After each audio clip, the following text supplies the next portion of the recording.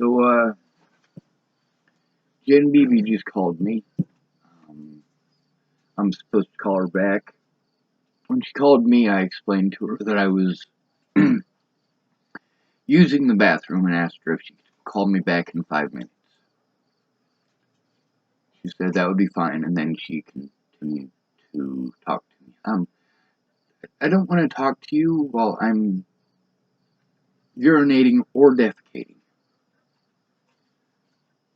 I mean, it's really not a big deal, I suppose, but yeah, it's really not something that I am comfortable with. So, she told me to call her back. We were supposed to have an appointment today, and she wants to reschedule it. Meanwhile, I have court in 3 days. Court in 3 days for something that I had to do because people like Jen Beebe didn't do their jobs to begin with. So you guys got to hear Jen Beebe on the last conversation that we had. How she's telling me that it's against their policy, apparently, to tell the truth or to come forward when someone tells them about the abuse that they're taking. Meanwhile, if you work for Region 1, you are a mandated reporter, which means that if someone tells you about abuse against a child or an at-risk adult, you automatically become a felon. Automatically become a felon if you don't turn them people in. If you, as a mandated reporter, are aware that a disabled person is being abused, or a disabled person brings to your attention that they are being abused, then it is mandatory for you to turn it in. That's why they are called mandated reporters. When the police wouldn't do their jobs before Natalie was killed, I went to mandated reporters.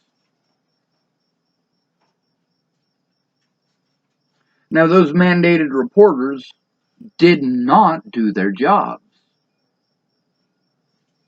Nicole Peralta finally did. Months after Natalie was dead.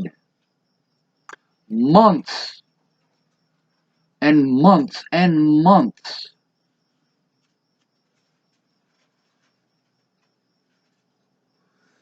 So she wants to call me back 3 days before court to reschedule. She also, in our last conversation, wanted to offer to do things that she was supposed to do 6 months ago now. 6 months ago. And she wants to reschedule it. Now, are you seeing how I am just wasting my time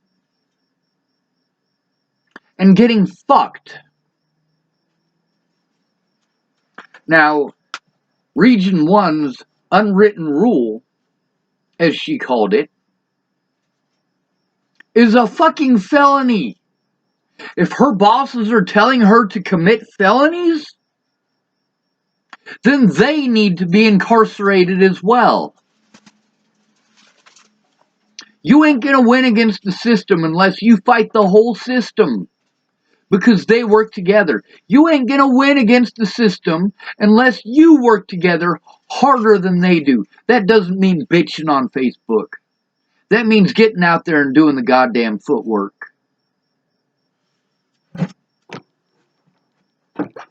You have any idea how many doors I knocked on before Amendment 64 was passed in Colorado? Do you have any idea? Now, why is it that I fought to get Amendment 64 passed?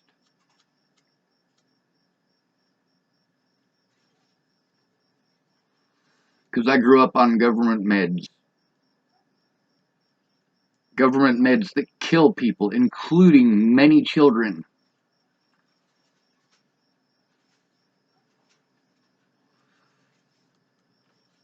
On average, 5 children will die in foster care today.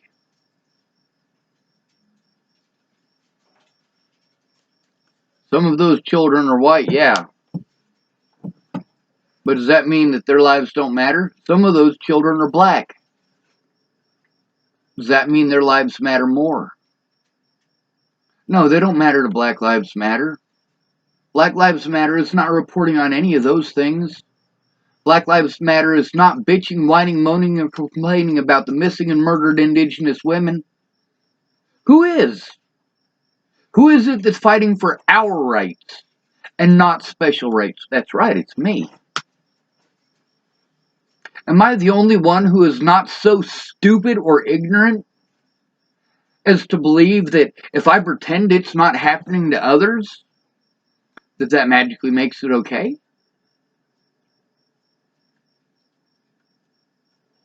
Am I the only one who realizes that we've got women complaining that they don't have any rights? We have men complaining that they have no rights.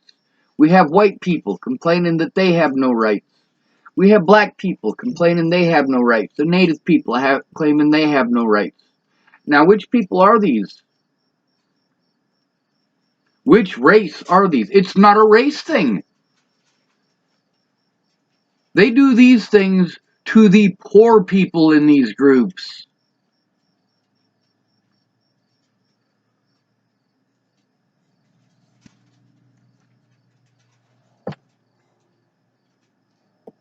If a police officer pulled over Michael Jordan, you think he's more likely to ask for his driver's license or more likely to shoot him in the head? Michael Jordan hadn't played basketball in, 20 years? There still ain't very many people out there who don't know who Michael Jordan is. Michael Jordan's shoes are famous worldwide. People in Afghanistan know who Michael Jordan is.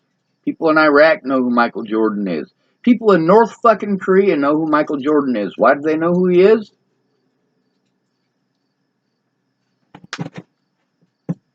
Because of his fucking shoes. My question is, how many black people and white people were killed for wearing Michael Jordan shoes? Hello?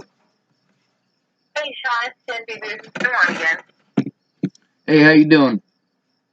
All good. How are you? Not good. I have court in 3 days, and the things that I've been trying to get done for the last 2 years are just hurry up and wait, hurry up and wait, hurry and up and wait.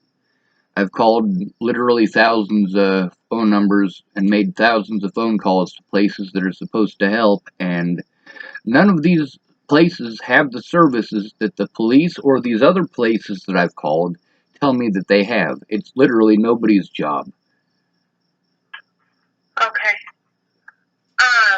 Did you receive the paperwork that we sent over? No. Have you gone to your post office box? I guess over the weekend you probably wouldn't be able to access that, but Well, I actually checked the mail just yesterday. If it shows up today, then I'll know. They won't usually deliver the mail here until about 9:30. So right about now is when it's going to be showing up. Okay. Well, I received because we sent that certified so that we could ensure that it made it to you. So I did receive an email stating that it was available for pickup. Then it was delivered on June 12th at 1:21 p.m. All right. Well, that would make sense. That would make perfect sense why it wasn't in my P.O. box too. Because if it's a certified letter, then they'll make me go in and sign for it, and I also have to show them ID. I don't have ID to show them. But all the ladies at the post office know who I am, and they might, and I don't even want to say this out loud, but they might break the rules for me on that. Okay, all right. If you have any trouble getting it, you want to let me know. Can you go down there today, maybe? I am definitely going to go down there as soon as I'm done talking to you. Okay, perfect. if you have any troubles getting that, give me a jingle because we can maybe even email it to you, and you can just do it via email. We've got a system in place that we can track you for that. I have not used it yet, so we'll see how you might be our first tester there. Okay. All right. We were gonna do all of this last December, and then we were gonna do it in January, and then there's been like 5 months where you didn't return any calls. You didn't call me back. You didn't answer anything. I left you at least 10 different messages.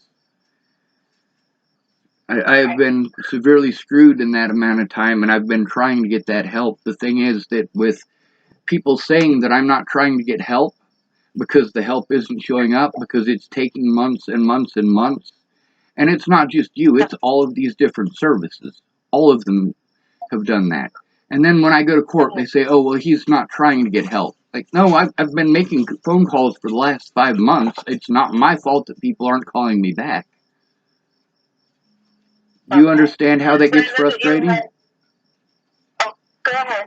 Sorry for interrupting. Do you understand how that is frustrating for me, especially when I'm enduring abuse the whole time, the whole 5 months? Sure, yeah.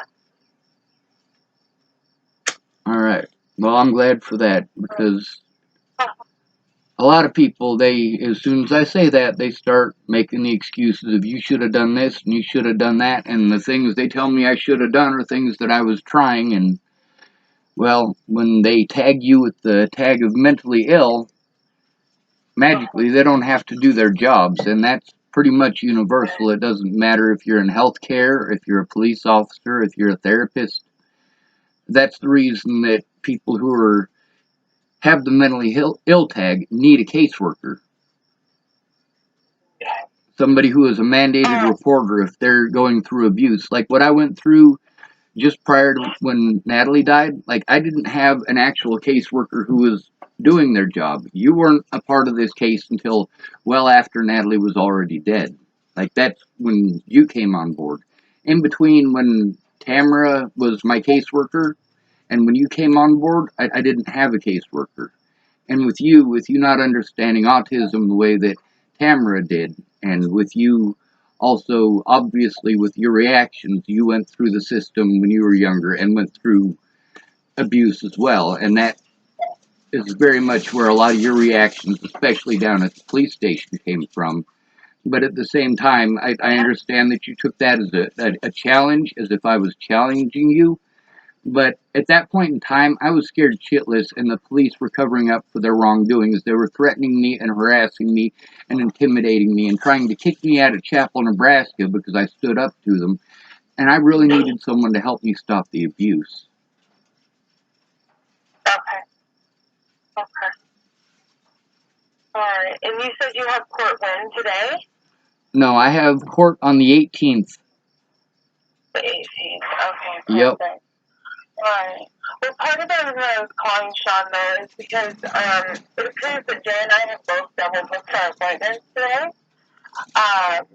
And we haven't confirmed that you've received that paperwork. I'm wondering if we should move your appointment over to the same time tomorrow.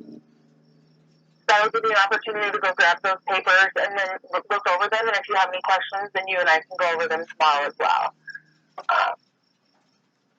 And it should be pretty self-explanatory. It's papers that you would have done the first time we enrolled in services with us. But is that something that you would be okay with, just moving that appointment over?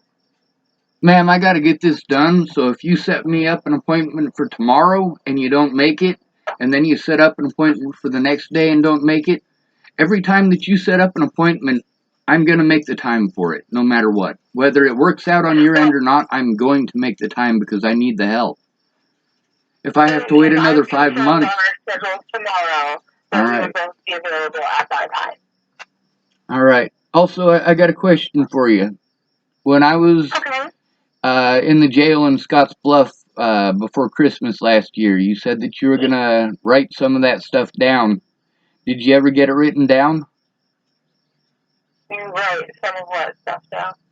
The situations involving the police or the sheriff's department here, and also about the situations that I was telling you about the abuse before and after Natalie was killed, and the abuse by the police officers, and all of that.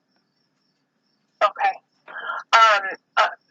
As we discussed before, Sean, if that's anything that I may have been hasty in that response if that was what I had said to you, and I apologize for that. If that's something that they need from me for legal matters, then that would need to be requested by your attorney. Well, the problem with that is that I don't have the money for a real attorney, and public pretenders don't do their jobs. Okay. I can get you, as I said before, I can kind of get you set up. I can try to help get you set up with legal aid there. I have contact information available for them if that's something that you need. If you, but if legal aid isn't good enough for what you're trying to do, then unfortunately I don't really know how I would be able to help facilitate that. It's not that they're not good enough, it's that they're not doing anything. I have called legal aid many, many, many times. Matter of fact, I even called them with one of my replacement therapists that I got when I was in Wyoming, and legal aid basically just gave me a whole bunch of numbers that I'd already called. All of these numbers, they tell me that the services that I need in order to be able to defend myself as a disabled person against all of this, they tell me that I have to call somebody else, and they give me that number. So I call that number. They have me call somebody else. And then they have me call somebody else. And they have me call somebody else. I've literally made thousands of phone calls to get absolutely nowhere. And nearly all of the attorneys that I have spoken with have told me that the things that I am asking you for, these are the things that the attorneys told me that I need to do. Okay. Well, tomorrow may be a good way for us to find out more information on that. So we will be meeting, but it will also be our other community support, other emergency community support worker, Jay Everhart. He'll be meeting with us as well. And moving forward, when we meet, it will be with all three of us. And if at any time you feel uncomfortable working with me, or if you feel that I'm not doing a good enough job, if I'm not performing up to your standards, then I can go ahead and remove myself from your case for your case load, and you can move forward with Jay. So it will be you, myself, and another ECS worker, so he may have some really good insight on that as well. So I've gone ahead and scratched on the schedule for tomorrow at 1 with both of us. I've confirmed that both of our schedules are open at that time. So we'll go ahead and talk more about this tomorrow, okay, Sean? Yes, ma'am. All right, perfect. We'll talk to you soon. Okay, bye. That's Jen Beebe. Her response might have been hasty. Her saying that she would write it down and be honest was apparently hasty. Why is that? Well, because it's not just Jen Beebe who screwed up. It was Region 1. Now, that's not saying that Jen Beebe fucked all of that up. I mean, really, it took a lot of people fucking up real big for this to happen. A lot of mandated reporters telling me things like this. Now she tells me if she's not performing up to, well, obviously, if she hasn't called me back, and it takes her 6 months to call me back, obviously she's not up to the task. She is not doing her job. That is a major issue. But the other thing is that she is a witness to these situations, and she has made it perfectly clear that she's not going to stand up to the police. She's not going to keep her word. And she works for a bunch of goddamn cowards. Tamara is the only decent person that they have had in Region 1. The only one.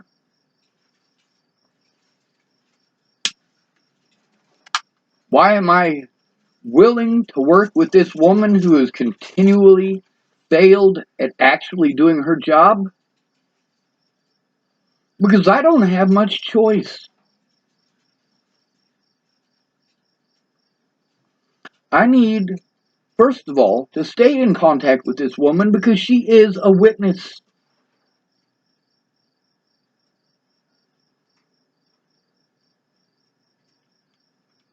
The other thing is, well,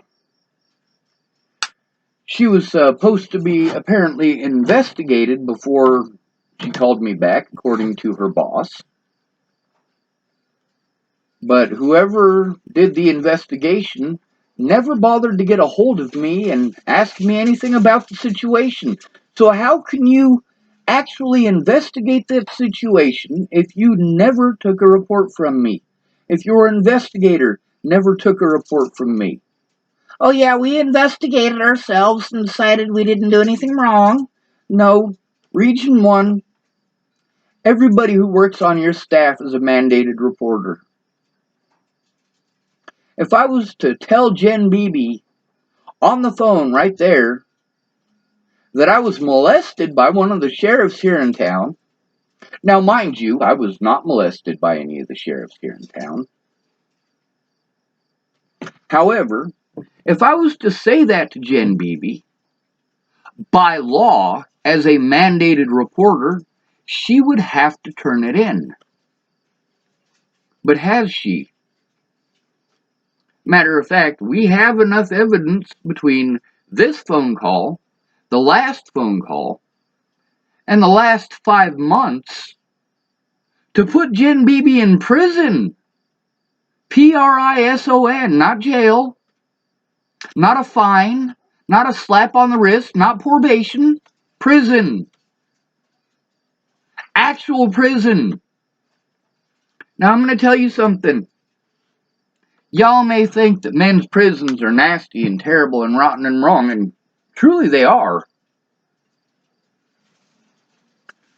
But you are over 10 times more likely as a female to be raped in a female's prison than you are as a man to be raped in a men's prison. 10 times more likely. 10!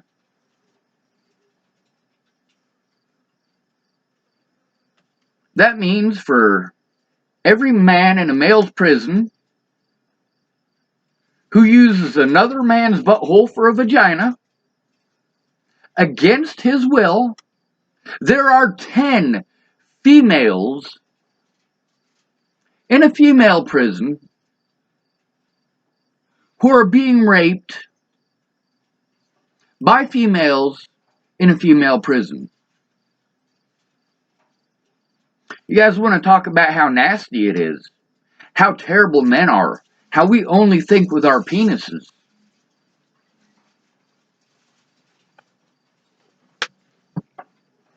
Meanwhile, when it comes to the system, women are the worst sexual predators, bar none.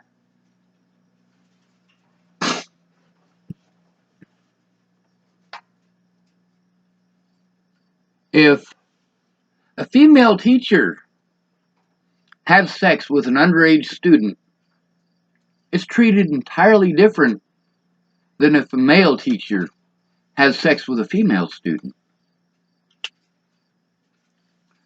That female teacher will get a slap on the wrist. She will get less time. She might not even get charged. And while if a male teacher has sex with a female student, that female student is the victim, right? And people want to help her out, and they want that fucking teacher gone so he doesn't do it to any more little girls. But when it is a female teacher doing it to a male student, that male student gets ostracized. And then he gets to hear about how it must have been consensual, despite the fact that he was not old enough to consent, because he was able to get and maintain an erection. With all due respect, when you're going through puberty, you can get an erection from sneezing, and I mean that literally.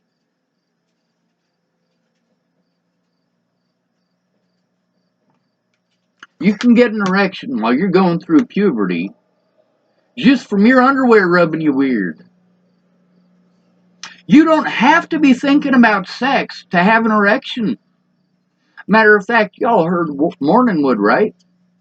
You think that's because we all wake up horny every morning? No, that is the body's way of preventing you from pissing yourself. If you've got an erection, your bladder don't want to work. It's trying to make room for your vas deferens to do their job.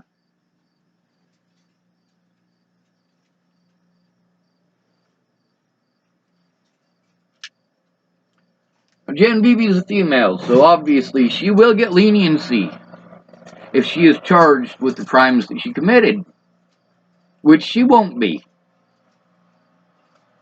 The officers, because they have badges and guns, will get leniency.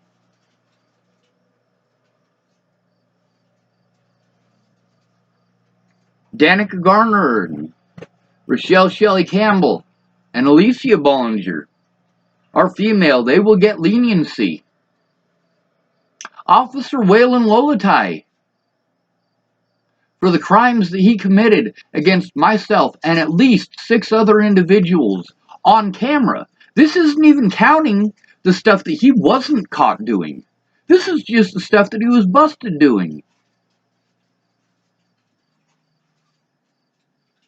Because of the color of his skin, they get to pretend that it's not racist. When in all actuality, it's not racist. Waylon Lolatai did not assault me because of the color of my skin. He assaulted me because I was forced into homelessness and had my name all over the news.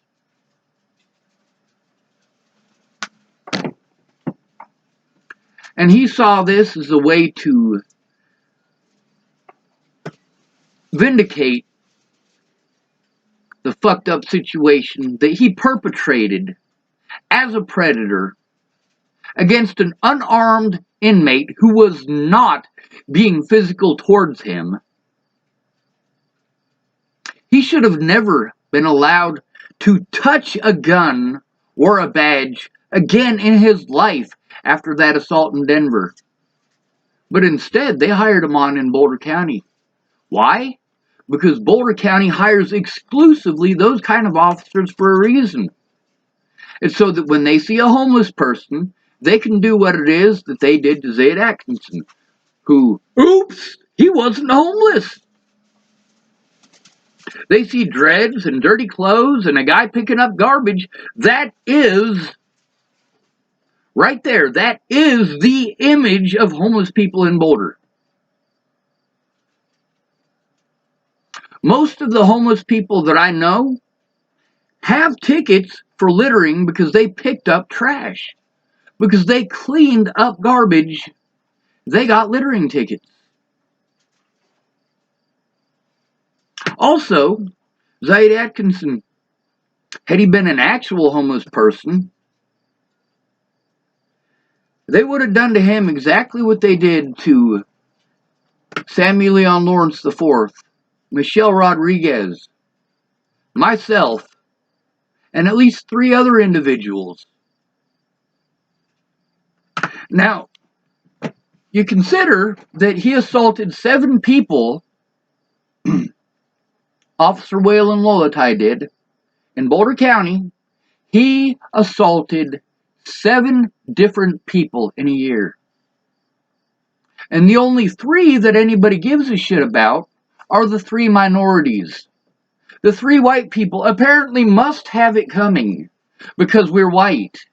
We must not be as human as Michelle Rodriguez, Sammy Leon Lawrence IV, and Zayd Atkinson. Why? Because of our skin tone. Meanwhile, while these people want to pretend to me that black people can't be racist, meanwhile, you want to pretend that what happened to Sammy Leon Lawrence IV was a race thing. You want to pretend that what happened to Michelle Rodriguez was a race thing. You want to pretend that the 3 minorities, it was a race thing, but it's not a race thing when it comes to the white people. Even though they were treated exactly the same, and actually, point of fact, Michelle Rodriguez, Samuel Leon Lawrence IV, and Syed Atkinson were treated far better than the white people that were assaulted. Because they got help. They got help from a racist asshole called Darren O'Connor. They got help from Tony Kovaleski of Channel 7. Meanwhile, they weren't going to report on anything I had to say because I had said something months and months and months before they ever did. Oh, this guy that we called crazy and pretend is mentally ill, pretend was a stalker, pretend is this terrible monster. He reported on these things months before we did. We can't have our reputation destroyed by a mentally ill autistic retard. God bless America, right?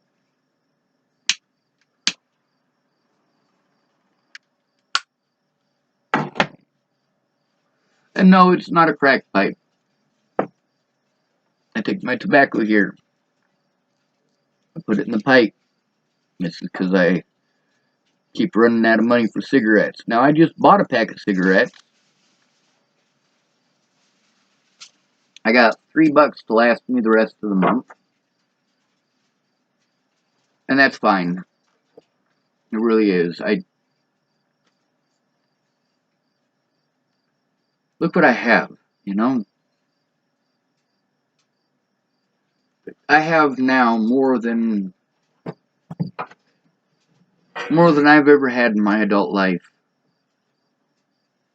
Just because I have this horse trailer. This horse trailer is my salvation. It's mine. My rules in here. I get to decide who can come in and who can leave and how long they can stay. I get to make the rules here, not Cindy at low income. I do. And it's parked on somebody else's property, so he has a choice in whether or not I'm allowed to be here. And he has a choice in whether or not this thing gets towed off to the dump. And although I don't trust anybody, I do know that the man is a good man. And after putting up with me for an entire winter and not screwing me over, putting up with my panic attacks, putting up with me screaming at the computer at 3 o'clock in the morning because I need help and nobody's actually helping me. They're telling me pretty words or telling me that they can't or it's not their job or to call someone else. How many of you think it was appropriate for Jen Beebe to not call me back in over 5 months? How many of y'all think that the abuse that I had to endure because she didn't do her job in the last 5 months? How many of you think that I should continue to be punished for that? Because I'm going to be continued to be punished for that. How many of you think that's okay, that I am punished because she didn't do her job? How many of you think that it's okay because Scott DaCosta didn't do his job?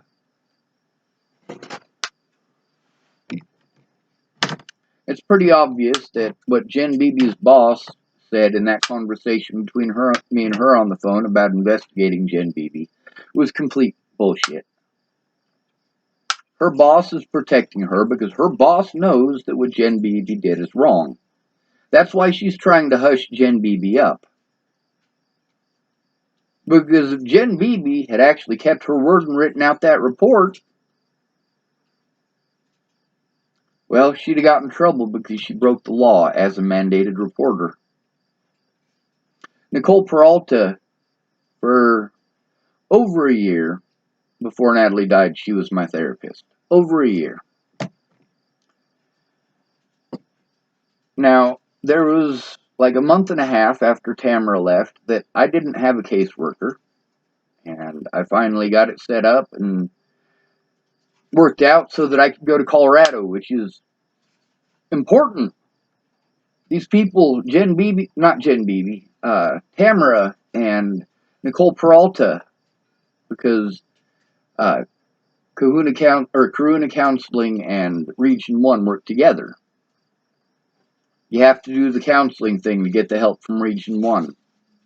You have to be signed up with Region 1 in order to see the counselor. Basically, they work together so that they get paid. And that's the most important thing. Now, when I didn't have a caseworker and the abuse was getting worse and I didn't have help and couldn't do those things myself, and the one person who actually understood that, Tamara, she was gone. Now you notice that somehow magically they can't get a hold of any of these people. Somehow magically, when I try to turn in an officer, they're allowed to manipulate these other people. But then again, these other people did wrong. They're easy to manipulate because they want to cover up their wrongdoings too.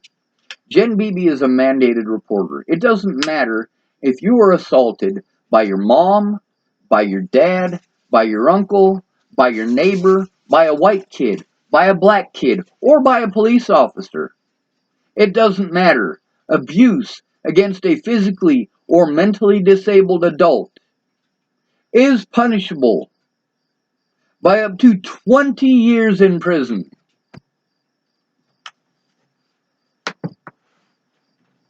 Whereas failure of a mandatory reporter to report it only carries a maximum sentence of 8 years.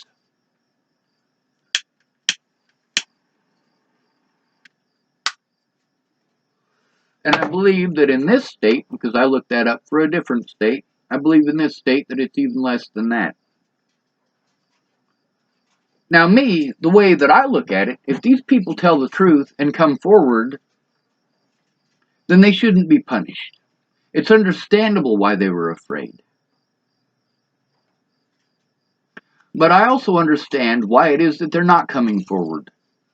Because although I would forgive them if they told the truth, they're still going to lose their jobs. Their kids are never going to look at them with dignity and respect ever again. Of course, they don't deserve it. And I'll say that out loud.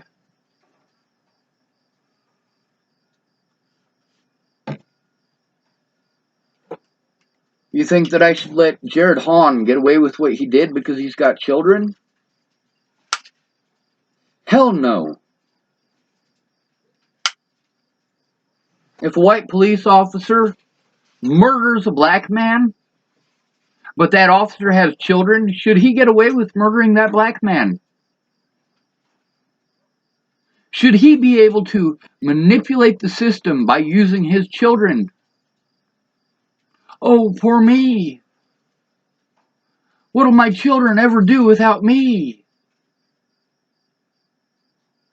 Maybe they should talk to the police officers union. Bunch of fucking crooks. The police officers union protects bad police officers. That is specifically what they do. Meanwhile, there's no union for the poor. There's no union for the broke or destitute. There is no union for the homeless. When you say I'm not allowed to judge all police for the crimes of a handful, keep in mind that there are 750,000 law enforcement agents in the United States. In the last decade, there have been 85,000 complaints against officers. Complaints against 85,000 officers. And we don't know how many complaints per officer. We also don't know how many of those complaints that they actually did investigate, or how many of those situations were like mine, where they only pretended like they were going to do their jobs because I kept on pestering them to do their fucking jobs. But then again, they just pretended, because if they were actually doing their jobs, they would not have thrown those documents in the garbage.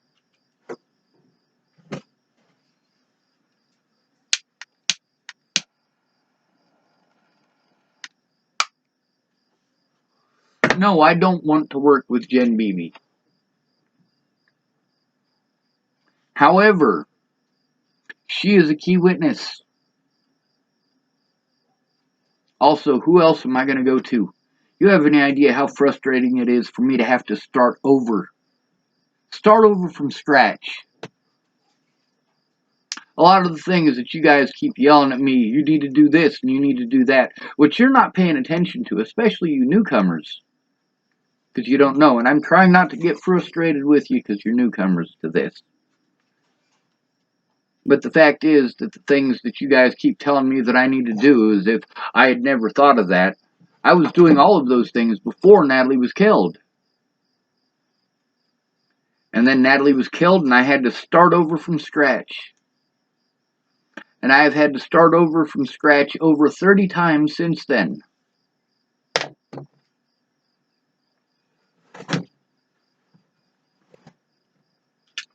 The other thing is, any mandatory reporter who has seen those videos, seen those threats against me, been in these Natalie Bollinger groups and taken part in that, any mandatory reporter who did that needs to mandatorily turn themselves in. There were literally hundreds of people in those sites that had mental health care, therapists, things like that listed as their occupations. One of the ladies who had that listed as her occupation promised that she was going to help me. And then it turned out that she worked at Walmart. And when I said something about that, like, hey, you can't represent me, you're not actually in that field, you work at Walmart, she accused me of being racist. That's not racist to say that you work at Walmart if you work at Walmart. It's not racist to say that you're not a therapist if you're not a therapist. Do you get that? It's kind of like if a woman does something wrong to you and you say something about it.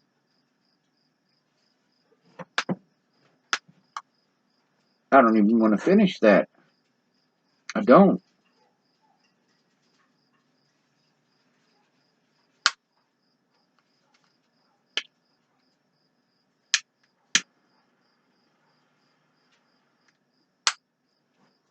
The problem is that without recording those situations, Jen Beebe admitted to some of the stuff that happened there in Scottsbluff.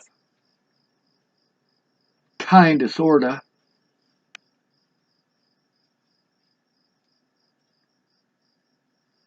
Jen Beebe knows that she did wrong. Her boss knows that she did wrong.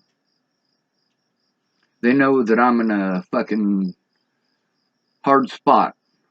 I'm between a rock and a hard place. And I need their help. I don't want Jen Beebe's help.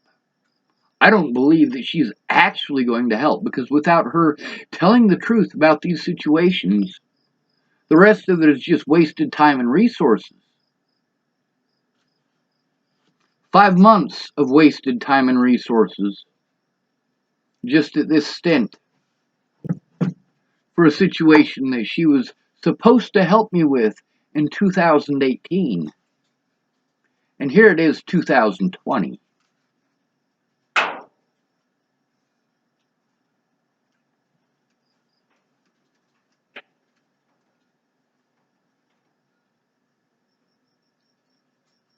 Jen Beebe was not honest with me. She was not straight with me. But then again, who is?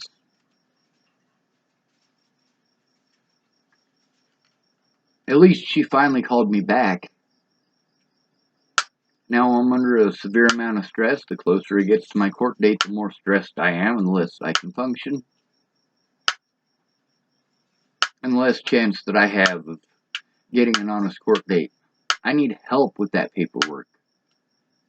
Not just the paperwork that she's sending me, so that I can start over with trying to be a part of their program. Because they didn't do their jobs the last time I was with their program.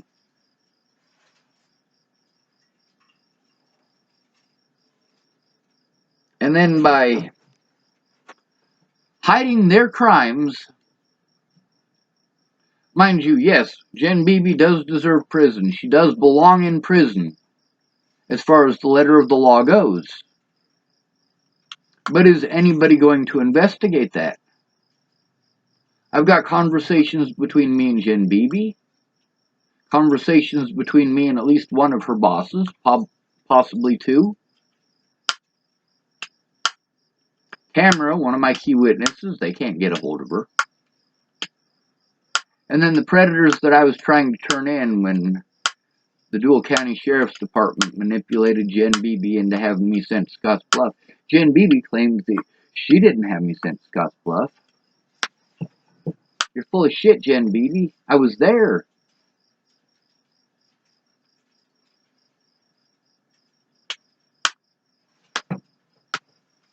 But you also got here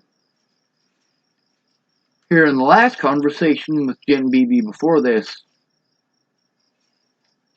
about how she can't identify which police officer it was that said that I threatened or that I was trying to suicide by cop and had reached for one of their guns.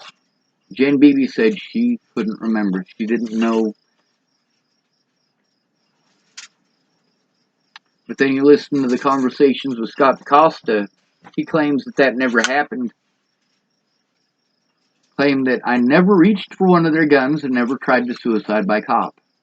So which officer was it that told Jen Beebe that? Why is it that all of these officers that Scott DaCosta knew that I was trying to turn these officers in? And he literally broke the law repeatedly to help his officers get away with that, including Jordan Anderson, Cody Selhorst, and Jared Hahn. Now, the real question is, on January 8th of 2017, when I had a mental breakdown over all this shit, who were the officers who were present? One of them was a Dual County Sheriff's Department deputy. And obviously, since I was taken to Sydney Hospital with that officer and two state patrol officers, and it was based off of a 911 phone call, and it is a felony for that officer not to write a police report in that situation, same as Jordan Anderson. Yes, it's a felony for a police officer not to take a written report off of a 911 call or make a written report after a 911 call. Now, that's not just here in Nebraska. That's in Colorado, too, which is why Officer Michael Beard is also a felon. He's not convicted. Why? Because police officers cover for each other. The blue line of bullshit covers for each other. You know, let's say you live in California. You got some Crips coming through your neighborhood. And, well, if one of them kills somebody, the rest of them Crips are going to stick up for him. They'll even lie for him and say, oh, no, he was over at my crib all night, homie. The police aren't any different than a gang. Actually, that's not true. When I was in Denver, I knew some gang members. What a bunch of fucking pussies. You don't like that, do you? And I don't like it when people say it to me either. Here I am standing up to all of these people, taking massive quantities of abuse, both physical and mental, and you want to call me the coward. Well, I am standing up to more people than you have any fucking clue about.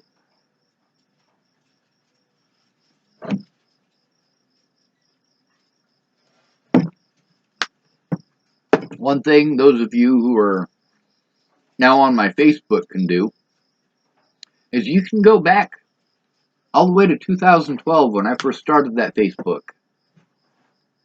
And you can see how often I fought for black rights. How often I fought for immigrants' rights. How often I fought for LGBT rights. I didn't just start fighting for these rights because Natalie died. I didn't just start trying to find missing people because Natalie died. I have a long history of fighting for your rights. How many years have I been speaking out about the system in Colorado? Over 30.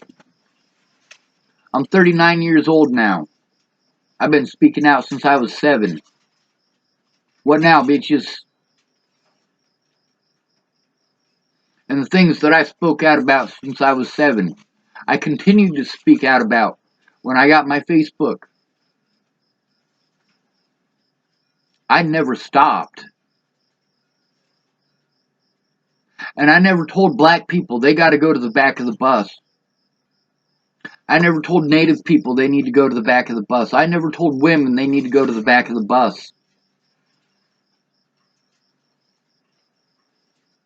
But although I fought for all of these people's rights and continue to fight for these people's rights because of my gender, because of my skin color, because of my looks, and because of the poverty that I have been forced into, I'm told I gotta get to the back of the goddamn bus. Meanwhile, you spend all the time and resources going to these places that all they give a shit about is getting the government free tax dollars. So let's see if Jen Beebe does her job, or if we, the people, need to sue Region 1. Why would we want to sue Region 1? For the same reason we'd want to sue the police. Misappropriation of funds. Fleecing the American public for services not rendered. Putting at-risk adults at further risk. And by not listening to me, they contributed to situations that killed at least 18 people. It's amazing how cops being too lazy to do their jobs can also result in dead bodies, isn't it? You don't have to shoot somebody in the head to kill them. Selena Not Afraid wasn't murdered with a bullet. She was murdered by the weather. Just like homeless people in Boulder. You make it illegal for them to have a blanket and they freeze to death. Yes, you as a city council member in Boulder, Colorado are responsible for that murder. It's not manslaughter. You knew that by taking away their blankets, they were going to fucking freeze to death. You knew that there were only 122 beds in Boulder County for homeless people, and there's over 4,000 homeless people in Boulder County now. The homeless population just last year rose 36%. This year, the homeless population has already increased by 36% from last year. Over 36% from last year. You have any idea how many people have ended up homeless due to COVID? You have any idea how many SOSs are on my friends' Facebook posts? I'm getting kicked out. I'm getting evicted. I need to get a better job where I can make some money. Fuck this COVID thing. Me and my daughter are about to be homeless.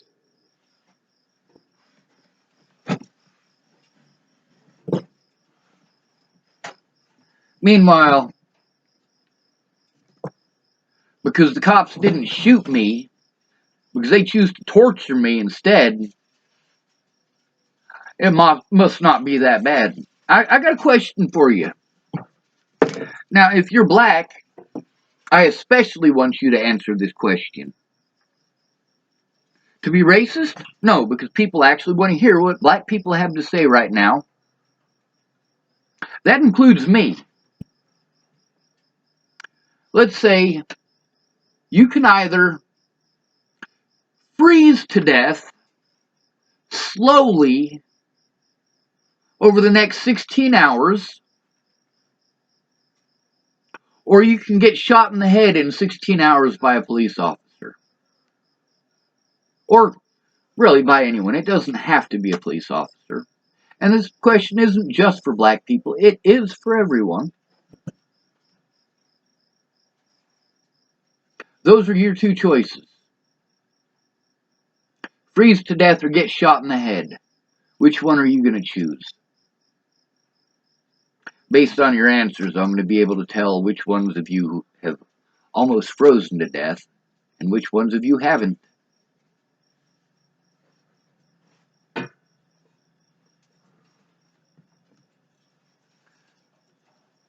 Selena Not Afraid's death was a lot scarier than these black folks who got shot, got lucky enough to die instantly. Selena Not Afraid didn't have that. Now let's hope for her namesake that she wasn't afraid. Because it's terrible to imagine how afraid that she would have been in that situation. Especially after whatever transpired in that vehicle. Are the cops going to investigate it? Fuck no. They already decided what she died on before they ever did an autopsy.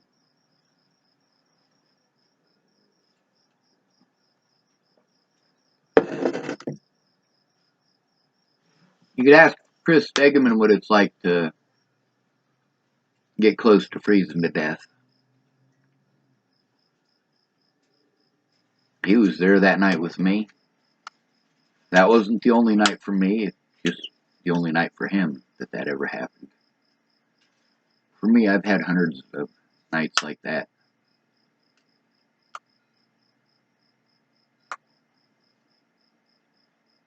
Hundreds of nights where it's so cold that you know that as soon as you go into Starbucks in the morning, you're going to get to hear about people dying. Homeless people who froze to death. Now that's not saying that because freezing to death is such a terrible death that it makes it okay to shoot people in the head, because it is absolutely not. Neither one of them is okay, and that's the point. I'm not trying to justify one by mentioning the other. I'm pointing out that they're both wrong.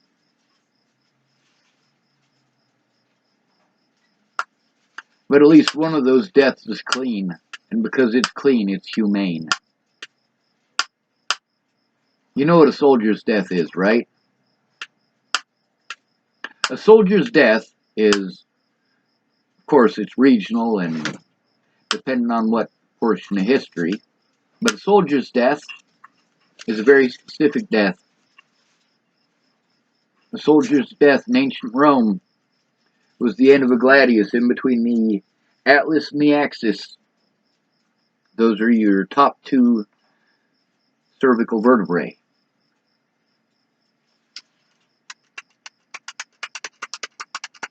In ancient China, it would have gone in right here, across here and through the heart. Same thing with ancient Greece.